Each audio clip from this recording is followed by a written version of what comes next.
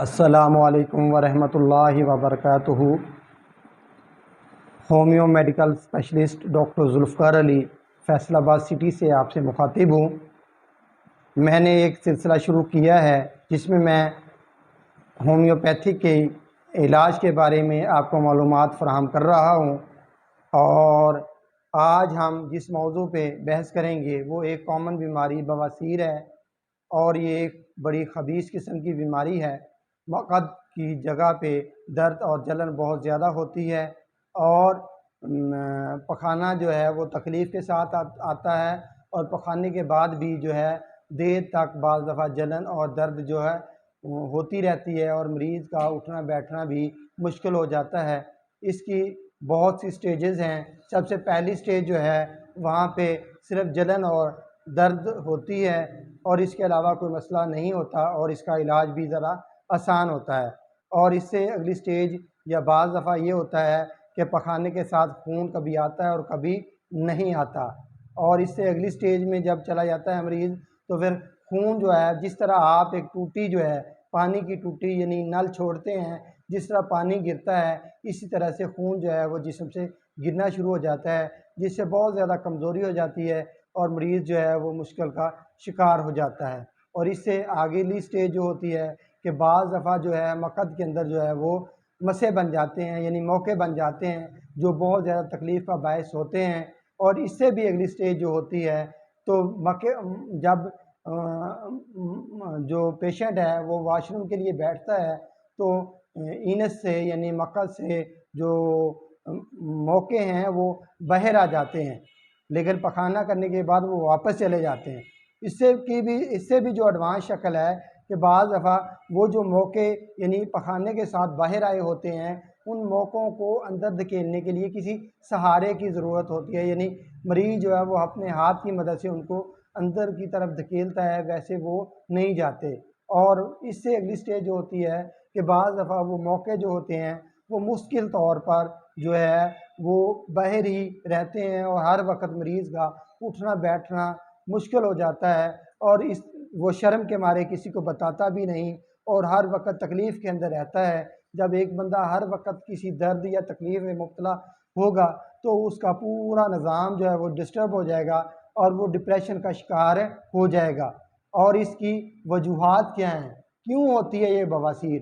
سب سے پہلا عمل جو ہوتا ہے بعض دفعہ یہ وراثتی طور پہ ہوتی ہے، جس میں مریض کا اپنا کوئی قصور نہیں ہوتا، یعنی کہ اس کے والد والدہ یا ان میں سے کسی ایک یا دونوں کو میں سے کسی کو یا دونوں کو یہ مسئلہ ہوتا ہے، اور وہ وراثتی طور پر منتقل آگے بچے میں ہو جاتا ہے۔ جو مرض وراثتی طور پہ آتی ہے وہ ایک خطرناک بیماری ہوتی ہے، اور اس کے علاج کے لیے جو ہے وہ لمبا ٹائم درکار ہوتا ہے، اور ہمیشہ اس کا علاج جو ہوتا ہے وہ ایک اچھے معالج کی زیر نگرانی ہوتا ہے، ٹھیک ہے نا۔ اس جو ہے ٹوٹکوں سے اس کا علاج نہیں ہوتا، اور بعض دفعہ ہم اپنی ہیبٹس کی وجہ سے، اپنی عادات کی وجہ سے جو ہے وہ اس کا شکار ہو جاتے ہیں۔ زیادہ تیز ایلوپیتھی میڈیسنز کا استعمال، ٹھیک ہے نا، زیادہ جو ہے زود ہضم چٹنیاں وغیرہ جو ہیں ان کا استعمال، ٹھیک ہے نا، گوشت کا زیادہ استعمال، پانی کا کم استعمال، سبزیوں کا، سلاد کا اور پھلوں کا کم استعمال کرنا، ٹھیک ہے نا، چائے کا زیادہ استعمال کرنا، کھانا کھا کر اپنی جگہ پر بیٹھے رہنا، ایکسرسائز نہ کرنا، صبح کی سیر نہ کرنا، ٹھیک ہے نا، ڈپریشن کا شکار ہونا، یہ بہت سی وجوہات ہیں جو اس بیماری کا باعث بنتی ہیں، ٹھیک ہے نا۔ اگر ہم اس بیماری سے اپنے آپ کو چھٹکارا دلانا چاہتے ہیں تو سب سے پہلے ہمیں ایک متوازن زندگی گزارنا ہوگی، ٹھیک ہے نا،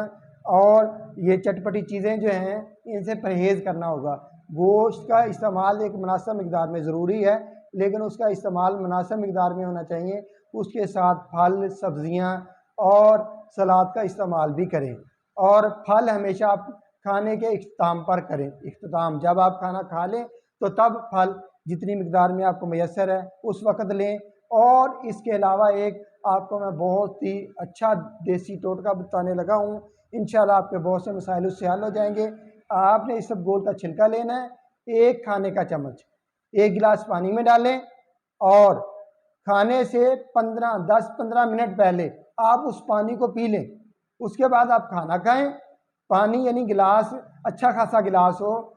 پانی جو آپ نے پینا ہے، اور اس کے بعد آپ کھانا کھائیں۔ کوشش کریں کہ درمیان میں اور اینڈ پہ پانی نہ پئیں، بلکہ کھانا کھانے کے آدھا گھنٹہ بعد تک جو ہے وہ پانی نہ پئیں۔ اور اس کے علاوہ آپ کھانا کھا کر اپنی جگہ پر بیٹھ نہ جائیں، بلکہ مناسب چہل قدمی کریں، ٹھیک ہے نا۔ اور اس میں ایک بڑی وجہ جو ہوتی ہے وہ یہ بھی ہوتی ہے کہ کھانے اور سونے کے درمیان میں زیادہ وقفہ نہ کرنا، یعنی کھانا کھایا اسی وقت سو جانا، تو یہ اس بیماری کا بہت بڑا ذریعہ ہے۔ آپ کھانا کھانے کے بعد ہلکی پھلکی چہل قدمی کریں، کوشش کریں کہ کم از کم آدھا گھنٹہ یا 1 گھنٹہ یعنی کھانا کھانے کے بعد جا کے سوئیں، اس سے فوراً جو ہے وہ آپ نہ سو جائیں، اور کھانا جو ہے وہ تھوڑا سا بھوک رکھ کر کھائیں، ٹھیک ہے نا۔ زیادہ تیز مسالے جو ہے وہ استعمال نہ کریں۔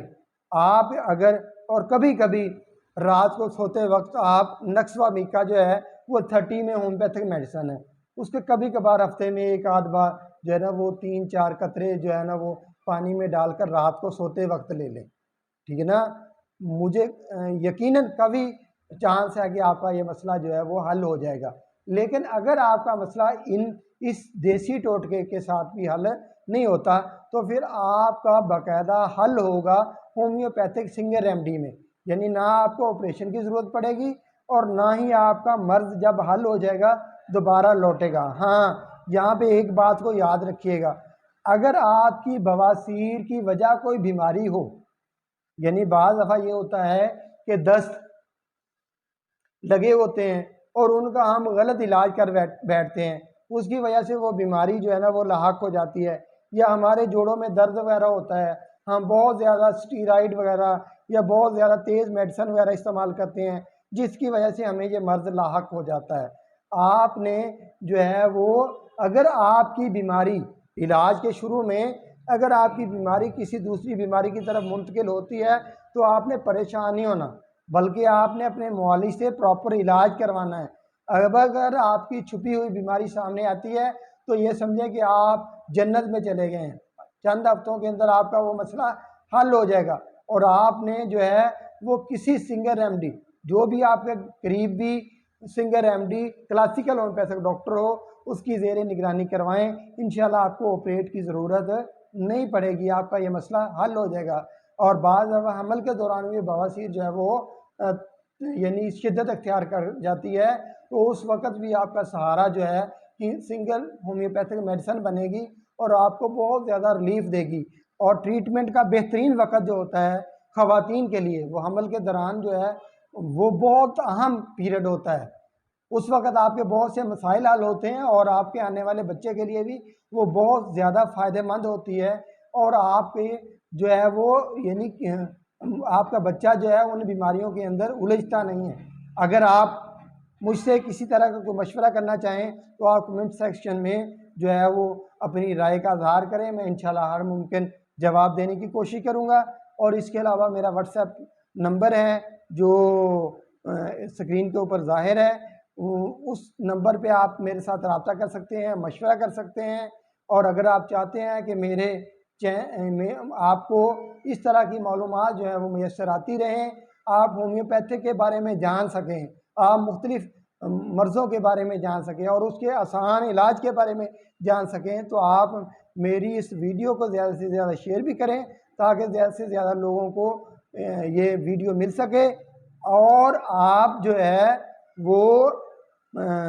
میرے یوٹیوب چینل کو سبسکرائب بھی کریں اور بیل آئکن کو دبائیں اور آل کے بٹن کو دبائیں تاکہ میری ہر آنے والی ویڈیو آپ تک فوراً پہنچ سکے۔ اور اس سے پہلے میں نے جتنی بھی ویڈیوز اپلوڈ کی ہیں بہت ہی زیادہ مفید ہیں، آپ سب کو وزٹ کیجئے گا، سنیے گا، انشاءاللہ آپ کو بہت زیادہ فائدہ ہوگا۔ آپ کا ہمدرد ڈاکٹر ذوالفقار علی۔